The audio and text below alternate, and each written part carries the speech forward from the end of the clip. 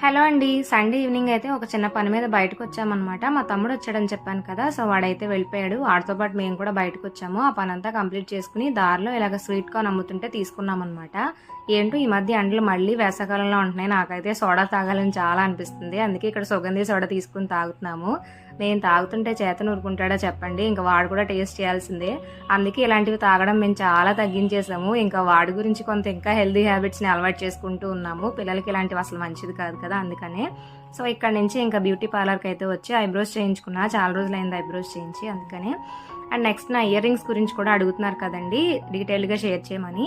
నేను పిక్ కూడా ఫుల్ బ్లాగ్లో యాడ్ చేశాను, డీటెయిల్గా కూడా షేర్ చేశాను.